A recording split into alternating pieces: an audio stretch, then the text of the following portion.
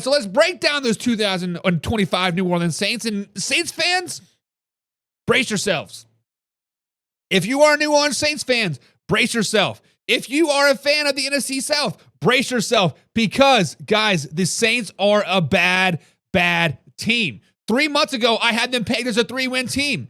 And arguably, not much has changed. This team has serious issues, from wide receiver cores to quarterbacks to running back. They have so many holes and so many questions that it is hard to pinpoint of what area they need to address. But let's break it down. Because week 1 through 4, guys, it is a nightmare of a start. If you are a fan of the New Orleans Saints, you pack it in early and find a new team, because week 1, they do open up against the Arizona Cardinals. We spoke on the Cardinals last night, guys, and I honestly think the Cardinals are going to be a very, very good team. And they open up on the road versus a healthy Kyler Murray, a dynamic Cardinals offense that is always going to be a tall order, right? The Saints struggles to keep up, especially without a reliable quarterback or playmakers. Their defense cannot contain the speed and youth of the Arizona wide receivers. Give me the loss.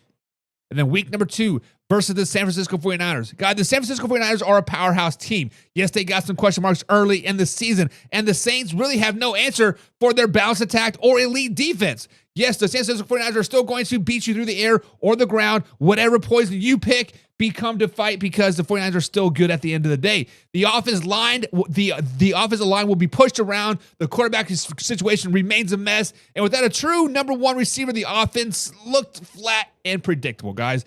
Give me the Saints as a 0-2 start. Then week number 3, they travel to Seattle to take on the Seattle Seahawks. The addition of Cooper Huff gives the Seattle an explosive offense that exploits a weak secondary in the New Orleans Saints. The Saints couldn't pressure the quarterback or get off the field on third down, and their offense failed to sustain drives. Yet another loss. And then week number 4, they traveled to Alpha Rob's Buffalo Bills. Josh Allen and the Buffalo Bills bring that physical, fast-paced offense, and the Saints' aging defense has no answer. Guys, New Orleans gave up big plays and couldn't get their offensive going. This loss was expected, but the margin of defeat was ugly. No one is expecting this game to be a 50-60-0 blowout. The Bills are going to dominate these New Orleans Saints come week 4. So, guys, right off the bat, 0-4. And the alarm bells are ringing. The offense has no rhythm. They have no leader at quarterback and no true playmaker besides Alvin Kamara, but he's getting beaten, battered, and bruised. The defense is slow, old, and missing Tyrann Mathieu's leadership badly, and this team looks lost at best. At best, they look lost, but weeks 5 through 8, there's a little bit of flicker of hope that comes flying around, because Russell Wilson and the New York Giants is up next on the slate, and wow, the Giants are not elite. Russell Wilson is no longer elite. This is a very winnable game for the New Orleans Saints. The defense finally shows up, just enough fight, and the offense manages enough to pull it out at home. This is a much-needed win and a confidence boost, but it feels like a low bar because the losing streak happens yet again. Because week number 6, when they play the New England Patriots, guys, the New England Patriots defense has always been a tough and disciplined, and the Saints offense struggled to convert in the red zone yet again. Settling for field goals and punts, the Patriots control the clock and expose the Saints' offensive struggles, giving them another loss on the season. In the week number 7, they travel to Chicago to take on the Chicago Bears. Chicago's young defense come to play, and the Saints offensive line gets exposed once again. The Saints cannot generate pressure on defense, allowing the Bears to control the tempo and the pace of the game. Another loss. However, with the flicker of hope comes week 8. They've already pulled off one win versus a team that they shouldn't beat in the New York Football Giants, and this time they're playing the Tampa Bay Buccaneers at home. For some reason, the Tampa Bay Buccaneers always struggle against the New Orleans Saints. Whether it's Jameis Winston at quarterback, Baker Mayfield, or Tom Brady, it doesn't matter. The Bucs struggle. And Baker Mayfield struggles to get the Bucs going in this Week 8 game versus the New Orleans Saints. And the Saints take advantage with a solid defensive effort. This feels like a fluky win, a nice back win, but nothing sustainable at the end of the day. So as of right now, guys, through the first 8 games of the NFL season, I had the Saints sitting at 2-6. The offense still has no identity. They still have no go-to guy. And the defense, while showing improvements in some parts, are still too inconsistent and too old and too overpaid.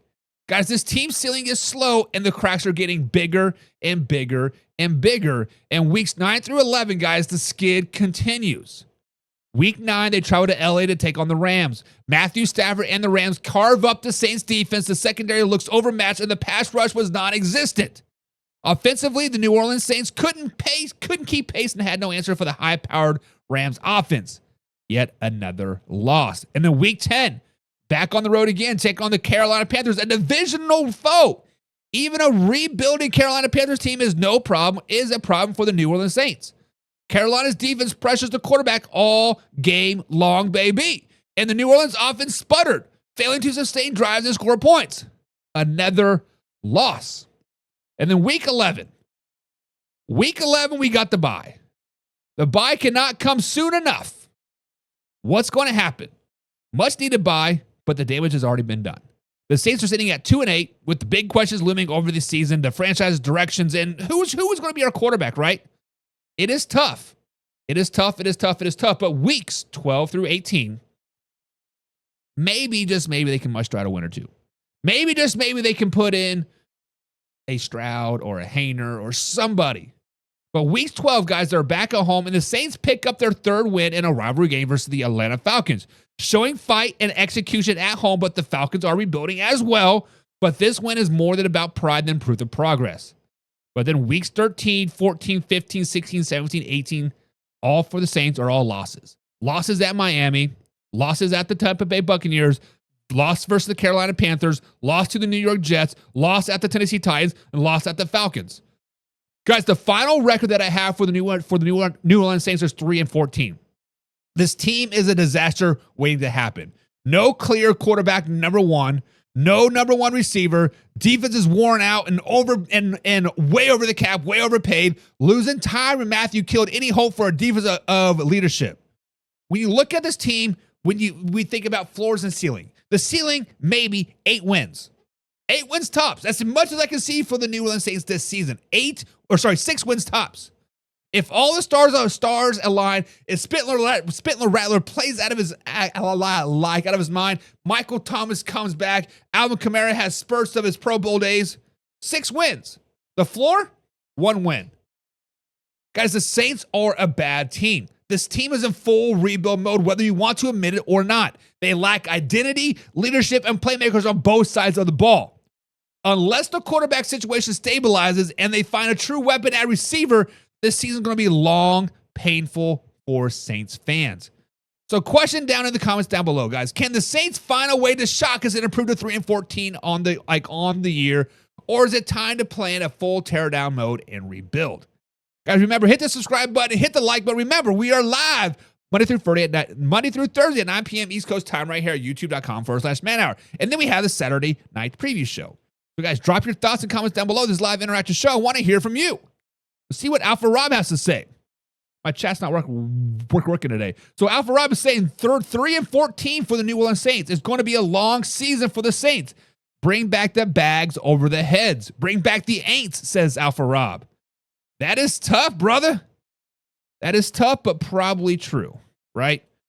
Probably true. Let me go ahead and ouch that, right? That is tough. See what else is saying. Sadie's in the chat as well. She says 4-13. Ooh, that is tough. And then Sadie also responded about the Myles Garrett thing. She says just last week there was a tragic accident in Colquitt County, Georgia.